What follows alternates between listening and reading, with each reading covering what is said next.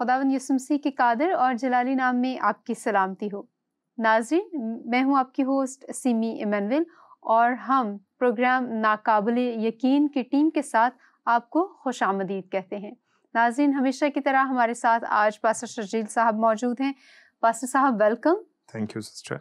Pastor साहब, बहुत ही खुश असलूबी से हमारा ये प्रोग्राम आगे रवां दवा है और वीवर्स के सवालात से और उनकी आरा से इस प्रोग्राम की पसंदीदगी का हमें अंदाज़ा हो रहा है। आज इसी तरह से प्रोग्राम में एक क्वेश्चन है जिससे हम आगाज़ करेंगे अपनी गुफ्तगू का, और ये सवाल हमें मौसूल हुआ है अय्यूब नबी के किताब से। और सवाल ये है अय्यूब की किताब उसके 38 बाब की 35वीं आयत में से है, और उन्होंने ये पूछा है कि बिजली को रवाना कर सकता है, और आप उसके मतन से वाकिफ होंगे। और उन्होंने सवाल किया है कि कैसे बिजली को रवाना किया जा सकता है, ये कैसे रोशनी को रवाना किया जा सकता है कि वो कहे कि मैं हाजिर हूँ। शुक्रिया सिस्टर, बड़ी जो है वो खूबसूरत बात है, और उन्होंने जो है वो एक्चुअली उनका क्वेश्चन बहुत ही गहरा भी है। लगता सतही है लेकिन एक्चुअली गहरा सवाल है। क्योंकि वो जनरली तो ये लग रहा है जी बिजली को रवाना कैसे किया जा सकता है, भाई तार लगा के तो बिजली भेजी जा सकती है, एक जनरल बात है। लेकिन एक्चुअली वो ये कहना नहीं चाह रहे, वो कुछ और सवाल है। उन्होंने डायरेक्ट सिर्फ लफ्ज ही बोले। अब बात ये है कि बिजली जो है वो उसके माखज की बात वो करना चाह रहे हैं कि बिजली का आगाज कहीं से किया जा सकता है या रोशनी का आगाज कहीं से हो सकता है। तो एक्चुअली वो ये जानना चाह रहे हैं। तो बाइबल मुकद्दस में इस चीज़ की बड़ी वजाहत दी गई है, और इसका जो है वो खूबसूरत जवाब जो इसकी बुनियाद है वो भी बताया गया है पैदाइश की किताब उसके पहले बाब में और उसकी 3री आयत में। और खुदा ने कहा कि रोशनी हो जा, और रोशनी हो गई। ठीक है, ये जो हो जा और हो गई है, ये बड़े ही खूबसूरत और अहम अल्फाज हैं। इसका मतलब ये है कि वो पहले नहीं है। सही, वो नेस्त हैं, उनका वजूद नहीं है, वो नेस्ती में है। तो खुदा ताला के कहने से वो हस्ती में आ गए हैं। दुरुस्त। तो माखज कौन हुआ, क्रिएटर कौन है यहाँ पर, उस तख्लीक कार की बिना पर ये सब चीजें वजूद में आई। सही। तो उसने दुनिया में या कायनात में रोशनी को खल्क किया है, सिर्फ बनाया नहीं है, खल्क किया है कि रोशनी हो जा, और रोशनी हो गई। अब उसके लिए उसने मुख्तलिफ ज़राए भी बना दिए, वो बाद में उसने कई और ज़राए रखे हैं। तो उनसे पहले भी उसने रोशनी पैदा कर दी है। तो अब खुदा ताला के बारे में खुद भी ये लिखा है कि खुदा नूर है। आमीन। सही। और वो ये आम फिजिकल नूर नहीं है, ये तिबाई नूर नहीं है। सही। वो क्या है, वो रूहानी है, वो इन चीज़ों से बाला है। और ये जो रोशनी की बात हो रही है, ये हमारे फिजिकल वजूद रखती है एक। अब इसके बारे में साइंसी तौजीह ये है, हम बहुत फंडामेंटल सी बात या जो है बुनियादी सी बात जो साइंस की है वो हम छोटे बच्चे भी पढ़ते हैं कि एटम है और उसके वो सबसे छोटा ज़र्रा है, और उसके अंदर जो है 3 बुनियादी ज़र्रात है, इलेक्ट्रॉन है, प्रोटॉन है और न्यूट्रॉन है। लेकिन 1800 के मिड में एक साइंटिस्ट जेम्स क्लार्क मैक्सवेल हैं, उन्होंने और दूसरे साइंटिस्ट ने, बड़े बड़े अजीम साइंसदान हैं, उन्होंने इस चीज़ के बारे में डिस्कवरी की कि उसके न्यूक्लियस के अंदर, मरकज़े के अंदर एक और छोटा ज़र्रा होता है जिसे फोटोन कहा जाता है। और फोटो से आता है ये लफ्ज़, तो फोटो ग्रीक वर्ड है जिसके माना है रोशनी। तो फोटोन का मतलब ये होता है जिसमें ऑन लगा होता है, इसका मतलब है कि वो दे रहा है कुछ। सही। तो फोटोन का मतलब है रोशनी देने वाला। सही। और आजकल तो गाड़ियां भी फोटोन आ रही हैं। तो बहरहाल, तो वो फोटोन जर्रा जो है, अब वो उन तीनों से मुख्तलिफ है, इलेक्ट्रॉन से, प्रोटॉन से, न्यूट्रॉन से बिल्कुल मुख्तलिफ है। उसमें फ़र्क क्या है, ये तीनों ज़र्रात जो हैं, ये इलेक्ट्रॉन, प्रोटॉन, न्यूट्रॉन, ये कुछ वज़न रखते हैं, इनकी कुछ कमियत है, जो साइंसी वर्ड है वो मास कहा जाता है, वज़न हम कुछ और चीज़ को कहते हैं। तो वो ये है कि उनका कुछ वज़न है, उनकी कुछ कमियत है। लेकिन जब फोटोन की पैमाइश की गई, उसका वजन करने की कोशिश की गई, तो उसका कोई वजन नहीं था। सही। सही। उन तीनों से वो फर्क किस्म का जर्रा है। तो इसलिए, और जब उसको उसकी प्रॉपर्टीज चेक की गई, उसकी खुसूसियात जानने की कोशिश की गई, तो पता चला कि वो उनसे बिल्कुल मुख्तलिफ खुसूसियात रखता है। और वो रोशनी देने वाला है, खुद जलता है, वो पैकेट्स की सूरत में, बंडल्स की सूरत में जो है वो ट्रेवल करता है, तो उसको क्वांटम या क्वांटा के नाम से भी जोड़ा जाता है जी। और ये जेम्स क्लार्क मैक्सवेल ने ही कहा। क्वांटम थ्योरी उन्हीं की है, तो इससे जो है वो चली। लेकिन ये बड़ी जो है वो, यानी क्या कह सकते हैं उसको हम, जो है वो अजीम साइंटिस्ट हैं, लेकिन ये है कि इससे जो है वो बड़ी अजीब व गरीब किस्म की ये थ्योरी है। बहरहाल, तो उसमें ये सूरत हाल है कि वो जो जर्रा है वो रोशनी देता है, उसकी वजह से रोशनी होती है, और वो स्पीड इतनी से ट्रेवल करता है जो कि रोशनी की स्पीड है, रोशनी की रफ्तार से वो ट्रेवल करता है। सही। और रोशनी की रफ्तार को हमारी आंख झपकने की या हमारी आंखों के जो मसल्स हैं वो उसको कैप्चर नहीं कर सकते, रोशनी की स्पीड को। इस वजह से हमें लगता है कि रोशनी ट्रेवल नहीं कर रही, वो साकिन फील होती है, एक्चुअली वो साकिन नहीं है। तो इस वजह से यहाँ पर एक तो ये बात है कि जब फोटॉन्स ट्रेवल करते हैं तो उनका माखज कहाँ है? एटम का मरकज़ा है, ठीक है, उसके पीछे एटम का होना जरूरी है। सही, कहीं ना कहीं किसी ना किसी तरह से एटम मौजूद है, उसका न्यूक्लियस मौजूद है। और इसके अलावा भी एक और जरिया है, वो है उसमें एटम के अंदर जो 3 ज़र्रात हैं उनमें इलेक्ट्रॉन है, प्रोटॉन, न्यूट्रॉन। अब प्रोटॉन और न्यूट्रॉन वो उसके न्यूक्लियस के अंदर होते हैं, एटम के न्यूक्लियस के अंदर, और इलेक्ट्रॉन उसके इर्द गिर्द घूम रहा है। तो उस पर जो है वो चार्ज, वो नेगेटिव चार्ज है, माइनस चार्ज है, लेकिन उसका साइज या वजन जो है वो दूसरे दोनों की निस्बत कम है। सही। अब उसके साथ ही न्यूक्लियस के अंदर इलेक्ट्रॉन के साइज में और इलेक्ट्रॉन के बराबर चार्ज रखने वाला एक और जर्रा है जिसे पॉजिट्रॉन कहा जाता है। और वो पॉजिट्रॉन जो है वो बिल्कुल साइज में और चार्ज में इलेक्ट्रॉन के बराबर है, लेकिन उस पे चार्ज पॉजिटिव होता है, ठीक, यानी वो इसकी टक्कर का है। सही। इलेक्ट्रॉन की टक्कर का या मुखालिफ है उसका। ये दोनों जर्रात खुद से आपस में मिल नहीं सकते, लेकिन किसी भी तरह से जब इनको मिलाया जाए या टकरा दिया जाए आपस में, जैसे कंचे खेलते हुए एक कंचा दूसरे से टकराता है तो डाइवर्ट होते हैं वो, ठीक है, दोनों अपनी अपनी जगह चेंज करते हैं या अपनी अपनी डायरेक्शन चेंज करते हैं। ठीक। तो ये दोनों जब टकराए जाते हैं, इलेक्ट्रॉन और पॉजिट्रॉन जब आपस में टकराते हैं तो ये डायरेक्शन चेंज नहीं करते। ओके। ये ऐसे ही है जैसे आप बिजली की 2 तारों को ऑपोजिट चार्ज वालों को आपस में मिला दें, ठीक है, तो उससे स्पार्क पैदा होता है, उससे शोले पैदा होंगे। तो ये दोनों मिलकर भी क्या करते हैं? एक शोला पैदा करते हैं, सही, जिसके नतीजे में फोटॉन्स प्रोड्यूस होते हैं, रोशनी देने वाले जर्रे प्रोड्यूस होते हैं, ठीक है। तो इस तरह से भी इनका माखज क्या है? वो एटम ही रहता है। फोटॉन्स का माखज जो है वो एटम ही रहता है। इसलिए पूरी कायनात में कहीं पर भी रोशनी कहीं से भी आ रही है तो उसके पीछे कहीं ना कहीं एटम्स मौजूद है, सही, और एटम्स का जखीरा मौजूद है। अब एटम का साइज इतना छोटा है कि सुई की नोक पर भी जो है वो लाखों करोड़ों आ जाएंगे। ये ला इंतहा तादाद में है। एक तरह से हम इनको जनरली तो गिन नहीं सकते, लेकिन ये कि काउंटेबल जरूर होंगे। लेकिन बेतहाशा जो है वो एटम्स हैं, बेतहाशा फोटॉन्स मौजूद हैं और उनके पीछे फोर्स मौजूद है, सही, और वो फोर्स उनको धकेलती है आगे ट्रेवल करने के लिए। दुरुस्त। और वो फोर्स क्या है कि उनके अंदर खुद ही ये फोर्स है कि वो स्टेबल रह नहीं सकते, कहीं एक जगह रुक नहीं सकते। जब तक वो डेड नहीं होंगे तब तक वो रुकेंगे नहीं। उनके अंदर जो रोशनी मौजूद है वो रोशनी दे दे के वो आखिरकार खत्म हो जाएगी।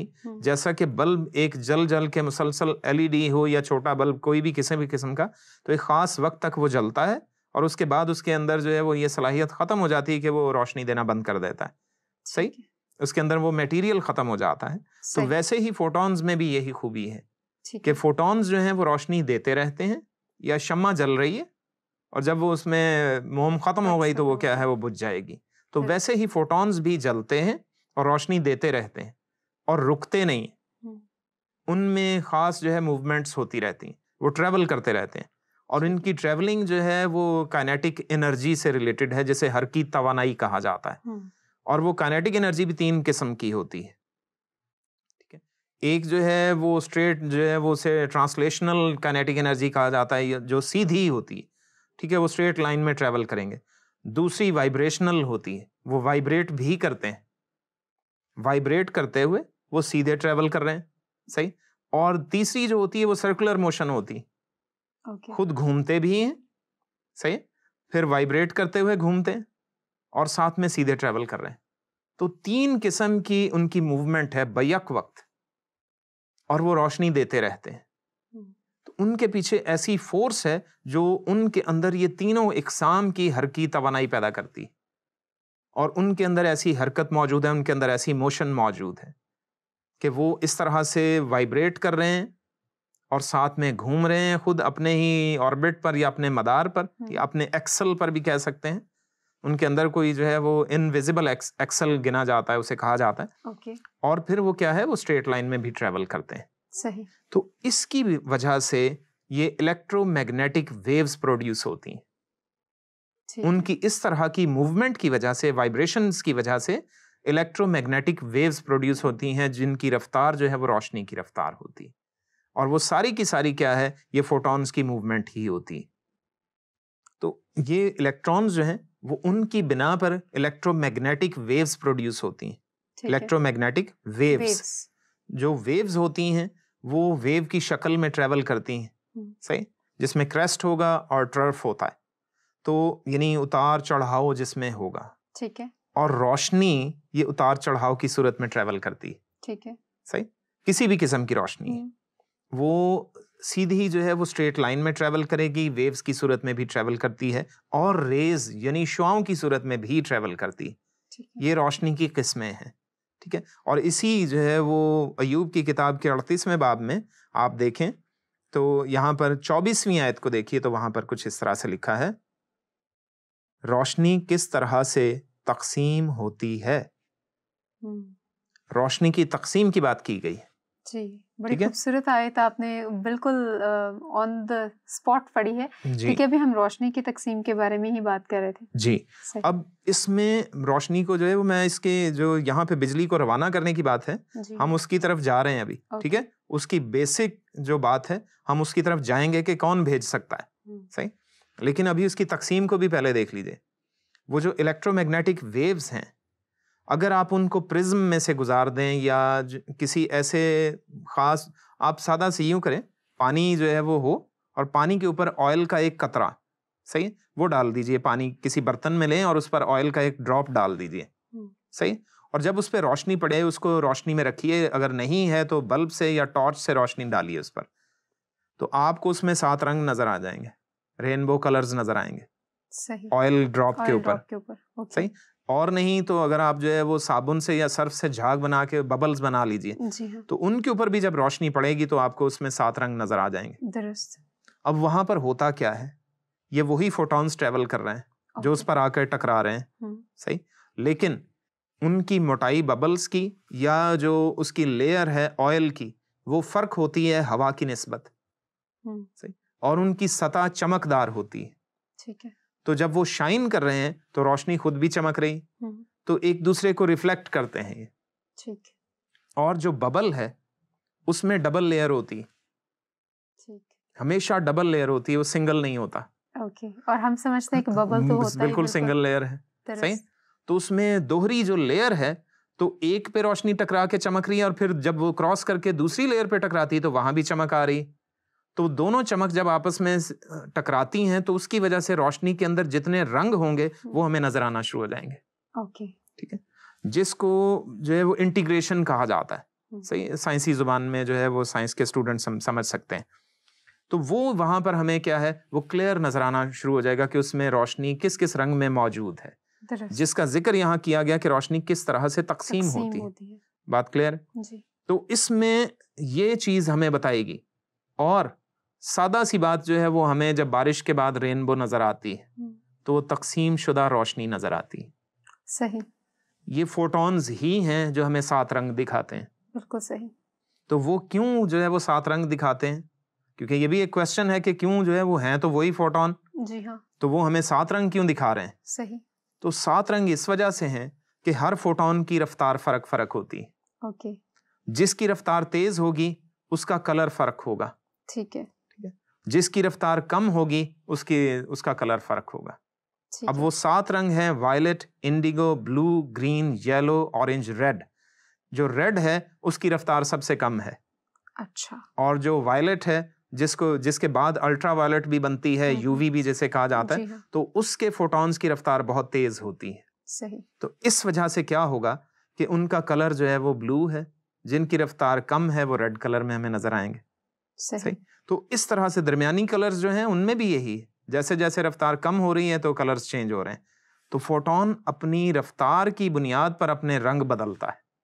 सही। और ये रोशनी की तकसीम है। अब इनकी बात आती है भेजने वाले की। सही। माखज इनका है एटम, क्योंकि वहीं से प्रोड्यूस हो रहे हैं, चाहे इलेक्ट्रॉन पॉजिट्रॉन आपस में टकरा के इनको प्रोड्यूस करें या वैसे जनरली ये अंदर मौजूद हैं, ये कुछ भी मुमकिन है। सही।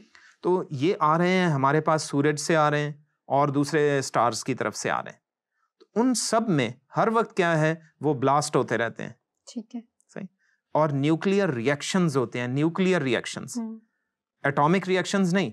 जो एटम का न्यूक्लियस है उनका आपस में जो अंदर रिएक्शन है वो होता है, वो आपस में मिलते हैं और उसकी वजह से रिएक्शंस होते हैं। और तमाम तकरीबन सितारों पर उनके अंदर क्या है, हाइड्रोजन का न्यूक्लियस ही बस्ट होता है और वो टकराते हैं आपस में, पॉजिट्रॉन और इलेक्ट्रॉन टकरा रहे होते हैं, जिसके नतीजे में हमारे पास बहुत से इलेक्ट्रॉन्स बन रहे होते हैं। और साथ में न्यूट्रॉन्स होते हैं उनके, वो क्योंकि और भी चीजें बनती हैं तो, लेकिन हम सिर्फ उसके फोटोन की बात कर रहे हैं।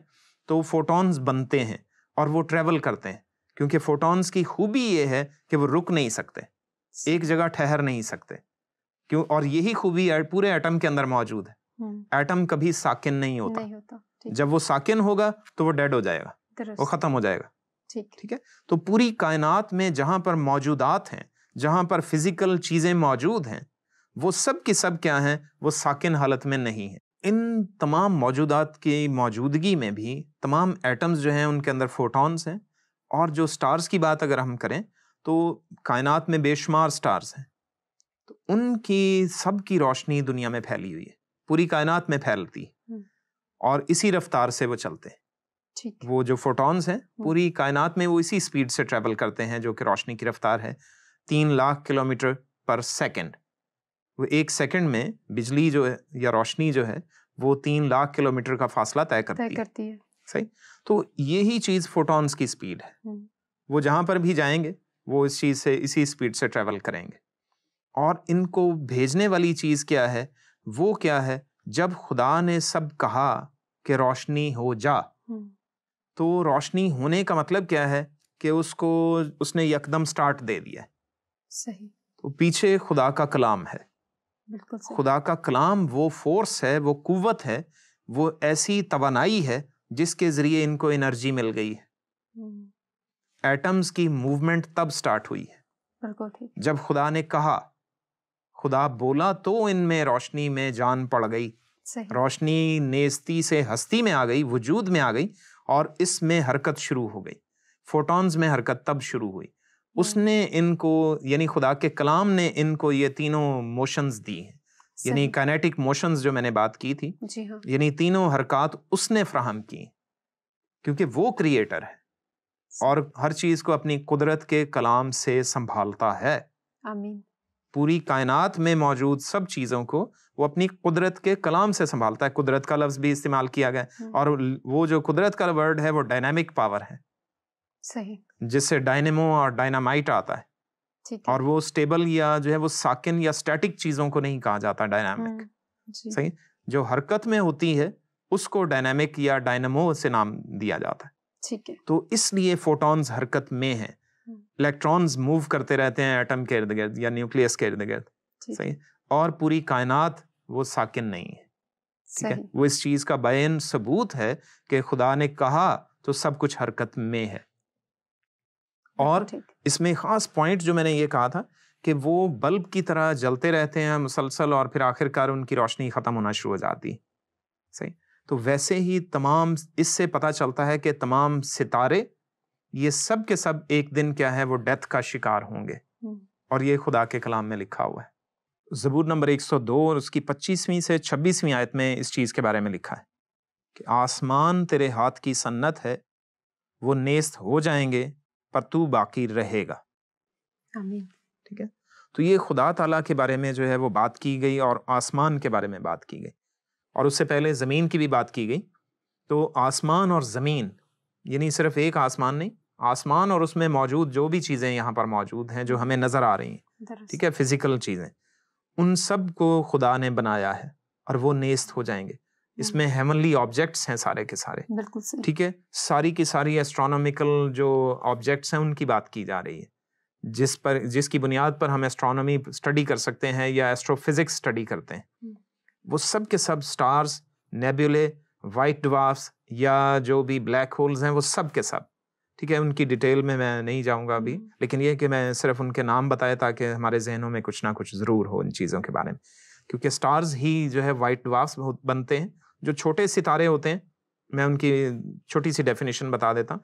जो छोटे सितारे हैं, जैसे कि हमारा सूरज है, ये छोटा सितारा है, तो इस साइज में जो स्टार्स होंगे वो आखिरकार इनके अंदर, क्योंकि सेंटर में, कोर में, मरकज में इनके ईंधन इनका मौजूद है, हाइड्रोजन मौजूद है जो बस्ट होती रहती है, और फिर उसमें लेयर्स होती हैं जो ऊपर तक हैं, जो उनके सरफेस या सतह तक होती हैं, तो वो मुख्तलिफ तरह से सतह को तश्कील देते रहते हैं। सही।